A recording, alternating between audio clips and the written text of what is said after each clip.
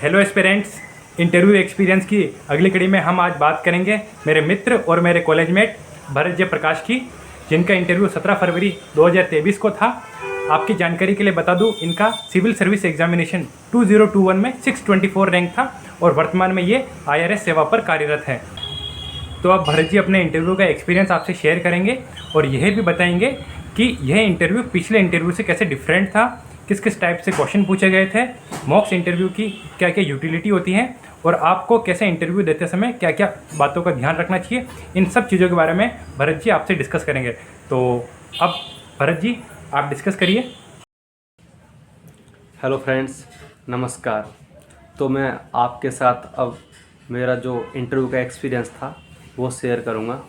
अगर मैं मेरे जो डिटेल एप्लीकेशन फॉर्म है उसके कुछ कीवर्ड्स की बात करूँ तो उसमें राजस्थान से मैं बिलोंग करता हूँ और IIT ISM धनबाद से मैंने अपना ग्रेजुएशन किया है मैकेनिकल इंजीनियरिंग में। और मूवीज़ एंड TV सीरीज़ देखना, क्रिकेट खेलना और NGO में मैंने काम किया था। तो ये सब जो है जो मेरे डेफ है उसके कीवर्ड्स हैं। अगर मैं मेरे इंटरव्यू बोर्ड की बात करूँ तो प्रीति सूदन मैम का बोर्ड था। अगर मैं अब क्वेश्चंस की बात करूँ तो जैसे ही मैं एंटर किया मैम को मैंने विश किया और उसके बाद से मैम ने मेरे से क्वेश्चन पूछना स्टार्ट किया। तो जो पहला क्वेश्चन था वो ये था कि आपने एक NGO में काम किया है, आप क्या करते थे वहाँ पे, आपके क्या अचीवमेंट्स रहे। तो मैं एक्चुअली जिस NGO में मैं काम करता था वो कॉलेज का एक NGO था जिसमें हम एज ए टीचर हम बच्चों को पढ़ाते थे। एक कॉलेज के पीछे एक स्लम थी वहाँ पे। तो मैम ने पूछा क्या आप अभी भी उन बच्चों के कांटेक्ट में हैं, टच में है। तो मैंने फिर उसका आंसर किया। फिर अगर नेक्स्ट क्वेश्चन जो था कि आप राजस्थान से झारखंड गए पढ़ने के लिए, तो आपकी जर्नी कैसे रही। तो ये दो क्वेश्चन जो अभी मैं याद कर पा रहा हूँ, ये चेयरवुमन मैम थी, उन्होंने मेरे से पूछे। उसके बाद जो मेंबर 1 थे उन्होंने पूछा कि झारखंड में जो माइन माफिया की एक बड़ी समस्या है, आप क्या रीजंस देखते हैं उसके। इसके बाद उन्होंने कुछ और क्वेश्चंस थे, इस पे कुछ फॉलोबैक क्वेश्चंस थे जो मैं अभी याद नहीं कर पा रहा हूँ। उसके बाद मेंबर 2 के क्वेश्चंस थे, उनमें कि आप मैकेनिकल इंजीनियरिंग में आपने अपना ग्रेजुएशन किया है, तो आपने Hindi as a optional subject क्यों लिया। आपके ग्रेजुएशन के जो परसेंटेज भी ठीक ठाक ही है और मैकेनिकल का आप कैसे एडमिनिस्ट्रेशन में यूज़ करोगे। फिर आपके फेवरेट हिंदी पोइट कौन है। तो मैंने सूर्यकांत त्रिपाठी निराला जी का नाम लिया। तो उन्होंने कहा कि प्रेमचंद क्यों नहीं है आपके फेवरेट, प्रेमचंद ने क्या किया है हिंदी में, उनके क्या अचीवमेंट्स रहे हैं। फिर उससे रिलेटेड 2-3 क्वेश्चन और थे। फिर जो मेंबर 3 थे उन्होंने मेरे से एक दोहा पूछा, एक दोहा सुनना चाहा। तो एक्चुअली तो दोहा मैंने कबीर का एक दोहा सुना दिया था उनको। फिर उसके बाद उन्होंने पूछा WTO के बारे में, मेरे से कुछ पूछा WTO क्या है, ये कैसे काम करता है, ये सब। फिर जो लास्ट मेंबर था वहाँ पर मैंने एक वर्ड यूज़ किया था साइंटिफिक टेम्परामेंट। जब उन्होंने मेरे से पूछा था कि आप मैकेनिकल का एडमिनिस्ट्रेशन में कैसे यूज़ करोगे, तो इन मेंबर्स ने पूछा कि साइंटिफिक टेम्परामेंट क्या होता है। तो उसका मैंने आंसर दिया। फिर उन्होंने क्रिकेट खेलना और मूवीज़ देखना और टीचिंग में से उन्होंने कहा कि अगर एक चीज़ को आप चुनना पसंद करोगे तो आप वो क्या होगी। मैंने फिर तीनों को एक्सप्लेन किया और मैंने कहा कि as a person holistic development के लिए तीनों चीज़ बहुत ज़रूरी है।